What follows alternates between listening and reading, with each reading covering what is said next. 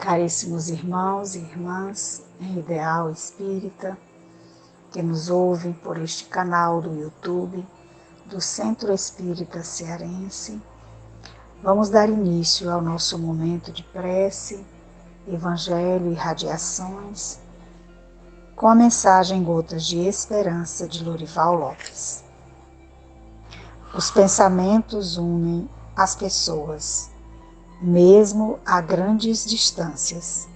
Se forem bons, influenciarão outros para o bem, onde quer que se encontrem. Se forem maus, sairão fazendo mal pelo mundo afora. Não deseje o mal a ninguém e expanda para todo o universo os seus pensamentos de amor. Eles vão gerar paz no coração de todos.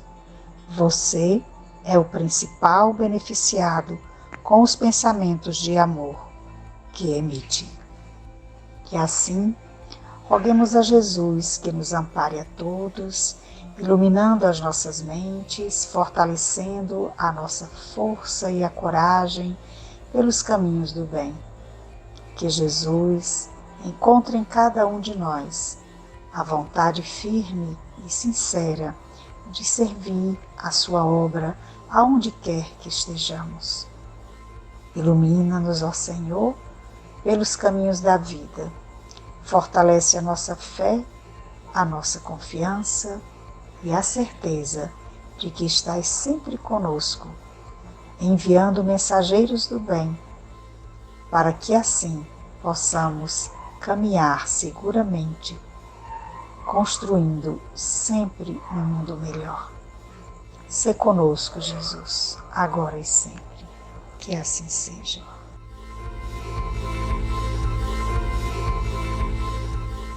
Dando sequência ao Evangelho segundo o Espiritismo, capítulo 17, Sede Perfeitos, item 4, os bons espíritas, 4º e 5º parágrafos. Nalguns, ainda muito tenazes, são os laços da matéria para permitirem que o espírito se desprenda das coisas da terra. A névoa que os envolve tira-lhes a visão do infinito, donde resulta não romperem facilmente com seus pendores, nem com seus hábitos, não percebendo haja qualquer coisa melhor do que aquilo de que são dotados. Têm a crença nos espíritos como um simples fato, mas que nada ou bem pouco lhes modifica as tendências instintivas.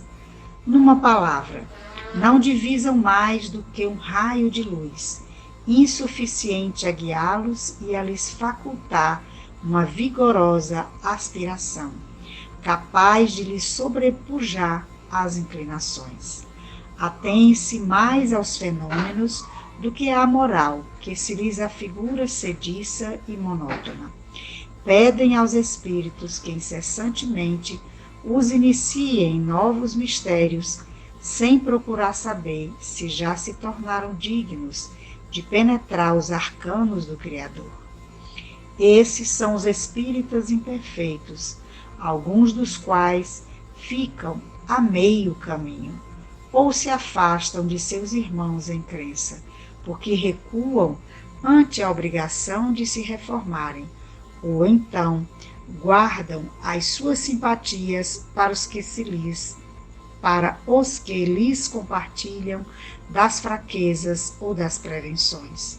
Contudo, a aceitação do princípio da doutrina é um primeiro passo que lhes tornará mais fácil o segundo noutra existência. Aquele que pode ser, com razão, qualificado de espírita verdadeiro e sincero, se acha em grau superior de adiantamento moral. O espírito que nele domina, de modo mais completo a matéria, dá-lhe uma percepção mais clara do futuro. Os princípios da doutrina que lhe fazem vibrar fibras que nos outros se conservam inertes. Em suma, é tocado no coração pelo que inabalável se lhe torna a fé. Um é qual músico que alguns acordes bastam para comover, ao passo que outro apenas ouve sons. Reconhece-se o verdadeiro espírita pela sua transformação moral e pelos esforços que emprega para domar suas inclinações más. Enquanto um se contenta com seu horizonte limitado, outro, que apreende alguma coisa de melhor, se esforça por desligar-se dele e sempre o consegue, se tem firme a vontade.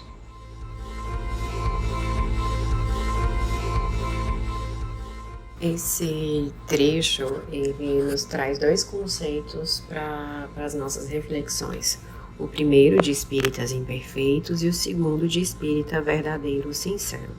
Quanto aos espíritas imperfeitos, ele descreve como aqueles que acreditam nos espíritos, nos seus fenômenos, mas sem pouco se dedicar aos princípios morais da doutrina espírita e do seu crescimento. Então, diante das dificuldades de se reformar, esse espírito ele prefere se apegar aos fenômenos ao invés de refletir se são realmente dignos de se considerarem espíritos elevados. Já o espírita verdadeiro ou sincero são aqueles que os princípios da doutrina lhes tocam no fundo do coração, tornando a sua fé inabalável, com uma verdadeira transformação moral e com verdadeiros esforços para domar as suas más inclinações. Diante desses dois conceitos opostos, que possamos refletir quais de nossas ações e atitudes estão mais perto de um conceito ou de outro, para que tentamos direcionar a nossa balança cada vez mais em direção do espírita verdadeiro.